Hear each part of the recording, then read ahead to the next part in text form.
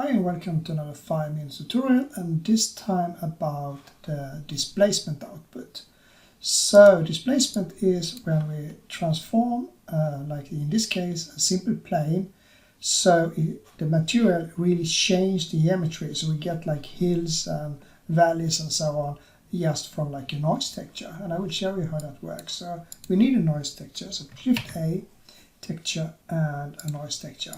If I take that factor directly to displacement and go to render view, you can see we get like a bump map, but we don't get any displacement here. So we need something more to make it work. And in this case, we need some polygons. So if I press Tab and right click and select Subdivide, I can then select 100 here, for instance, because it will then change this geometry depending on the amount of faces here. So I press Tab again, go back to object mode, but nothing happens. And that is because I need to change the material. So I go to material properties, and then I go down to not displacement, but settings that is below, and change displacement, because right now it says bump only. So we can use displacement only, and then you can see it's up here, and we can use displacement and bump, and then you can see we also get the bump map in. So we can use both of these if we want to. But what is it we see right now? Well, if I add combine, so let's say converter, combine color, I can explain. So if I change the red here, you can see that we move this plane in the X direction. And if I move it 1, it moves 1 step here. If I move it 2, it moves 2 steps in the X direction. Same with the green. If I move that, it moves like this. And same with the blue. So it goes up and down here. So you can move every face by using X, Y, and Z into this displacement. But it can be really hard to use it like this. So we have a node that fixes this. So Shift A, and then you can go to vector and use either displacement or vector displacement. If you're using displacement, then it's only up and down.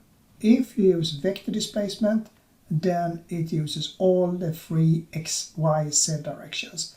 But we go through only displacement on these 5 minutes, so I can check that one.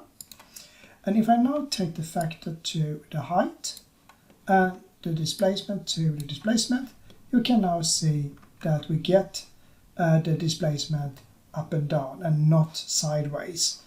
And the mid-level, that is like the 0 point. So you can say that we have value between 0 and 1 here. So between 0 and 1, then the mid part, the center part, will be 0.5. If I put that to 0 like this, then everything is too high, because if I add 0.1, 2, 3, you can see that it goes up. And since this was from 0 to 1, most of the things will be above the 0 point here. So by adding this to 0.5 as a starting point, we get it about the center point here. If you don't use normalize, then you should not use mid-level, because then we have both the positive and negative values, so then everything looks fine here. And that is how this works. And now you have really high hills. You can then take it down with scale like this, so everything works. But there is a way to cheat without using high poly, and that is to go into cycles and change feature set into experimental. And after that, you go to modifiers, add modifier, go to subdivision surface. And here you can see it says adaptive subdivision. You will only see this in experimental feature or experimental mode, so to say. You will not see this in supported.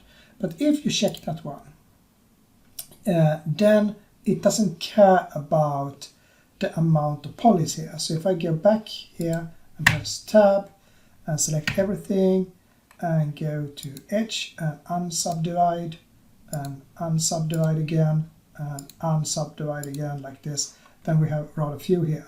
But as you can see, it doesn't change the displacement because now it really feels everything here. So if I take up the scale, it will work fine for the detail and everything.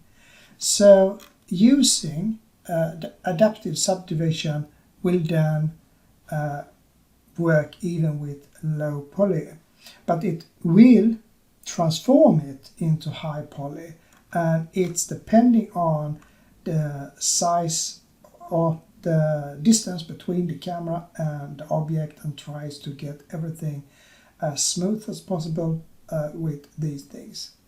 So this is like a introduction to displacement and how it works. There is a lot more to say about it, but now you have got a glimpse of how to use it, and you can really enhance the final look on your models.